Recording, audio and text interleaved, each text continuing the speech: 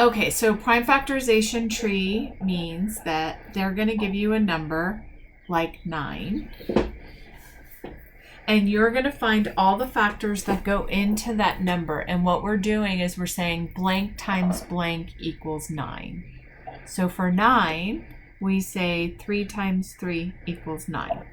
Now we look at these factors and we say, what are the factors of 3?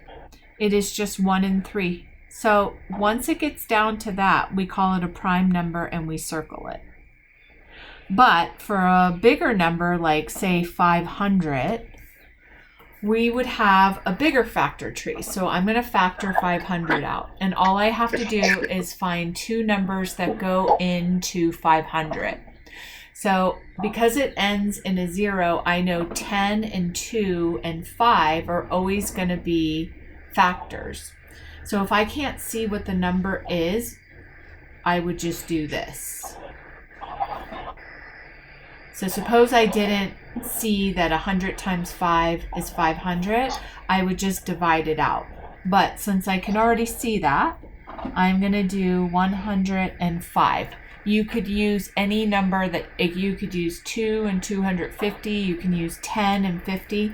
Doesn't matter what you use, they just have to, when you multiply them together, equal 500. Now I look at my next 2 factors, 100 and 5. What are 2 numbers that go into 100 when multiplied together? You can use 5, any 2 numbers. 5 and what? 10, 5 and 20. Yep. And then I look at my next factor. What numbers go into 5? 5 times 1. 5 and 1. So that means it's a prime number. What do I do to prime numbers once I get it to a prime number? To find the what? Once I get my number to a prime number, what do I do to it? I don't know. Okay. So what did I do to this one once it became prime? Circle that. Yep. So I circle my 5 because there's no other numbers that go into 5 except for 1 and 5. That's all prime number means. So now I go to this row and I keep going down until all of my numbers are circled. So what should I do to my 5? Circle it. Yep. And then what should I do to my 20? Circle it. So there's still numbers that go into 20. So what are 2 numbers when multiplied together equal 20? 5 and 4. Yep. And now what do I do to my 5? Circle it. And then what do I do to my 4? 2 times 2. Exactly. And now what do I do to my 2? 1 times 2. So that means it's prime. So that's the first step of finding a prime factorization tree numbers. The second step is to list all of them. So I start with my smallest number and I do 2 times 2 times 5 times 5 times 5. Wouldn't it be easier if like wouldn't it be easier without the tree thing? Well, it might be easier, but this is, sometimes they make you do it. They don't say just find the factors. They say do a prime factorization tree. So it might be easier for some people, but you have to know how to do this. So that is how you do it. And then the third step is that you take the duplicates. So anything that's a repeating number. Wait, one sec. I need to find where my thing is. Wait, what? I can't. Hold up. So you take the numbers that are duplicates and you write it like this. 2 to the second power times 5, and then you count how many 5s there are, to the third power.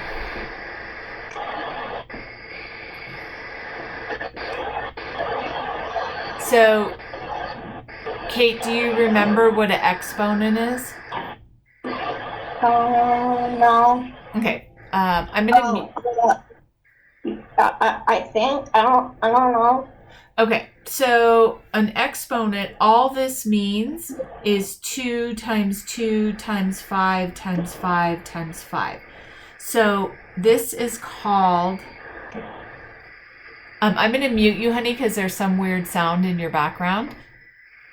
Okay.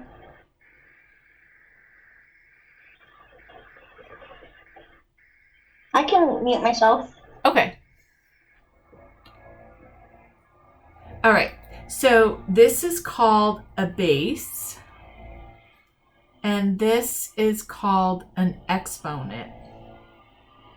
And all this means is that you have a number that is a base, and you multiply it by itself 3 times, or whatever the exponent is. So this means 2 times 2 times 2. It does not mean 2 times 3. So a lot of people think that this means 2 times 3, but it actually means 2 times 2 times 2. So 2 times 2 is 4, times 2 is 8. So another example of an exponent is 5 to the second power. That does not mean 5 times 2. It means 5 times 5. So 5 to the second power is 25.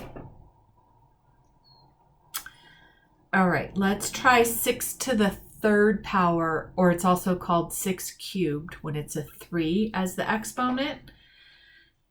That is not 6 times 3. That is 6 times 6 times 6.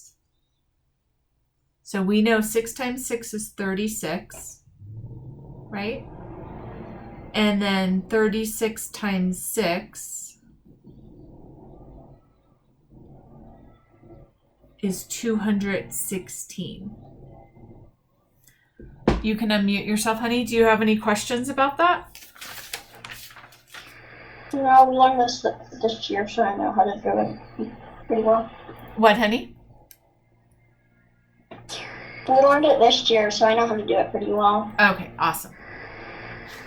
So for homework, you're going to do a prime factorization tree of 18, 27, 30, and 60.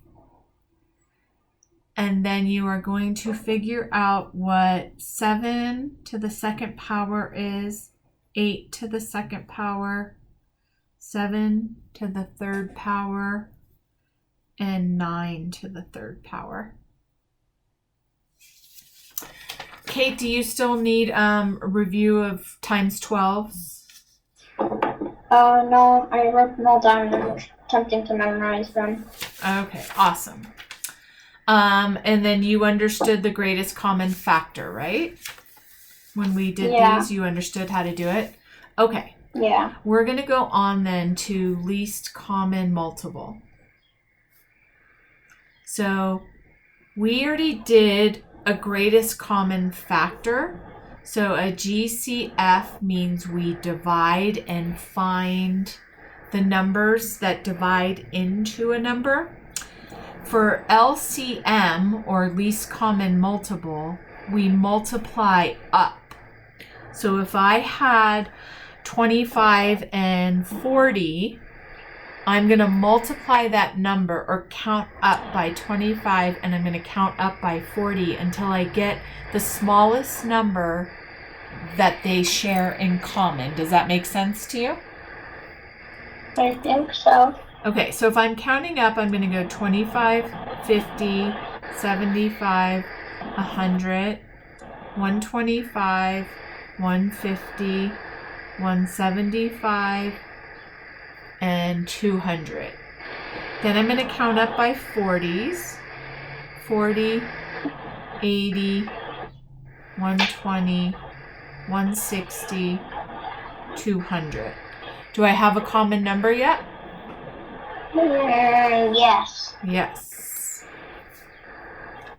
So my least common multiple is 200. Okay. And if you can't count up like this, suppose you couldn't do 40 plus 40 plus 40 plus 40, then you would just do 40 plus 40 is 80, plus 40 is 120, plus 40 is 160, and you would keep doing that. Make sense? Yep. Okay. We are going to do fractions because fractions sometimes take some time. So I don't like fractions. you what? I don't like fractions. Well, maybe you will when I teach them to you. Hopefully. Okay, so here are the rules with adding and subtracting fractions. If the denominator is the same, you're going to write everything that I write down, Miss Kate. So if the denominator is the same, then you just add the numerators. That's step 1. And step 2 is rewrite the denominator. And remember, numerator is the top number, and denominator is the bottom. So, if I had 1/3 plus 1/3, and I'm following my steps, 1 plus 1 equals 2, and then I rewrite the denominator. I do not add those together. So that's pretty easy, right? So if I had 4/5 minus 1/5, I would do the same steps here, but instead of adding the numerators, I would subtract the numerators. So step 1 is subtract numerators, and step 2 is rewrite denominators.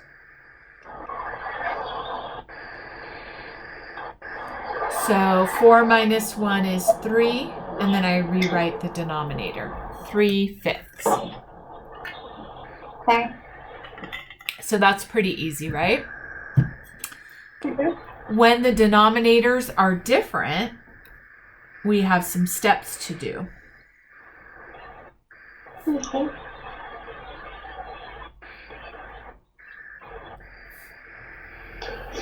Here they are.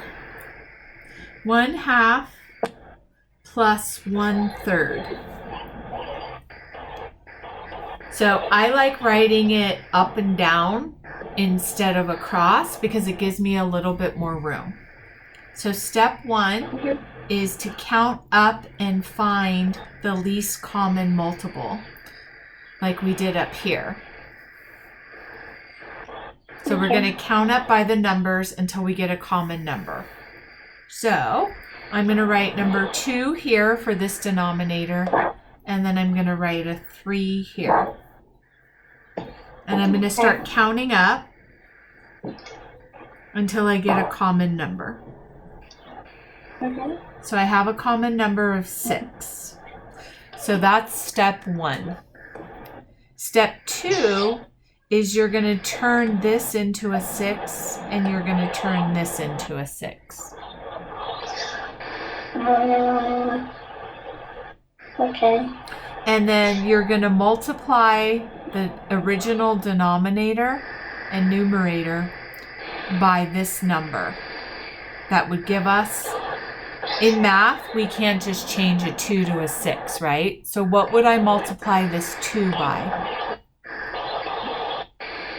6?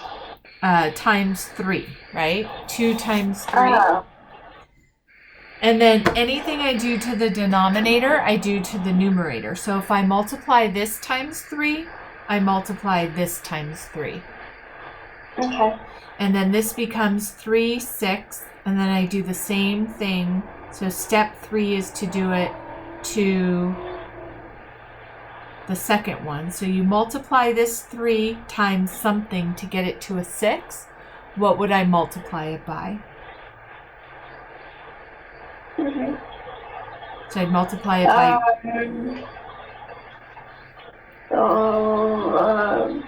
6. 3 times something equals 6. 2. Yep. So if I multiply this by 2, I multiply this by 2. 1 times 2 is 2.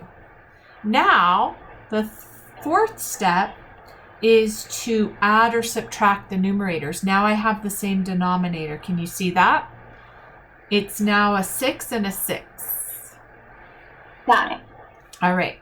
So now I do fourth step. I add or subtract the numerator, depending on whether my problem is an addition or a subtraction. And step 5 is to rewrite the denominator.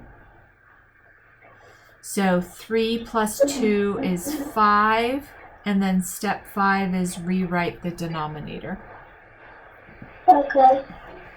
So it takes some practice. You're probably going to have to watch this video a few times before you can do it all by yourself, but that is 100% fine with me. And I will give you some to practice. So we will do for homework 3/4 plus 1. Wait, what was the last step? I didn't finish writing it down. I only got the 4. There you go. Got it. Thank you. You're welcome. Okay, so for homework, we're going to do 3/4 plus 1/2. Okay. And then we're going to do